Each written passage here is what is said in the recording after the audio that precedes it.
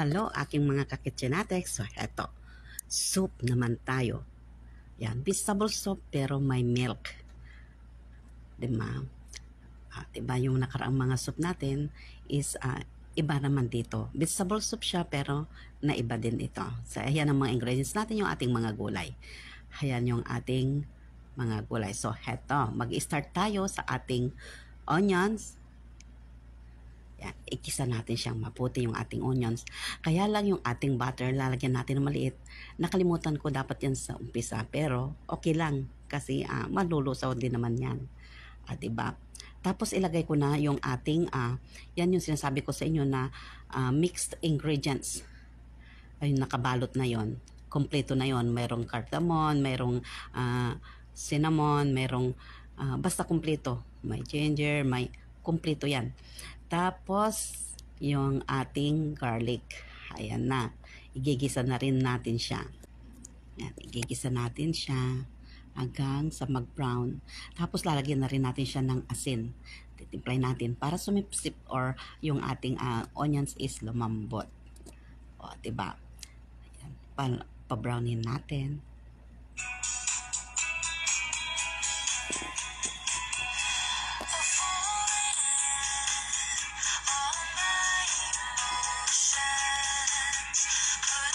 Dahil nagisa na natin mabuti, nakita nyo naman na brown na. So ito, nalalagyan na natin siya ng sabaw niya or tubig.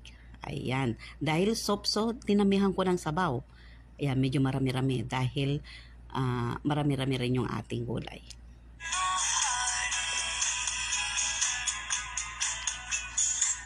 Ngayon, tatakpan natin siya. Siyempre, para kumulo-kulo at maluto yung ating mga ingredients or sibuyas. Ngayon, ito na yung ating mga gulay. Ito, mayroong carrots, may zucchini, may patatas, may green pepper, and then mayroong bell pepper na green, then bell pepper na red. Ayan. Tapos meron siyang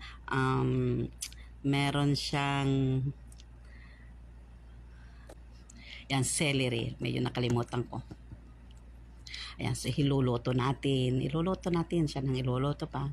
Tapos ngayon, lalagyan na natin siya ng evaporated milk. Diba? Sa atin yan parang sopas.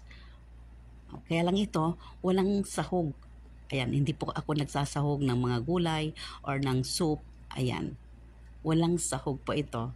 Yung mga herbs lang po, yung mga spices, yan ang mga pinakasahog niya. O, diba? Yan. Pakuluin natin siya ng pakuluin. Tapos lalagyan ko pa rin siya ng black pepper, pero peach lang para hindi siya mag-itim. Black pepper na yung powder. Yan. Tapos lalagyan ko rin siya ng konting-konti lang na yung cabbage para makumpleto yung gulay natin. O, diba?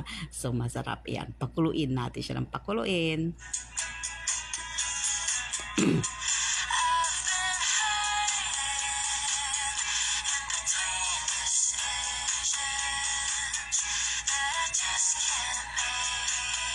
Yan yung dahon na nilalagay ko, yung ating celery ng dahon.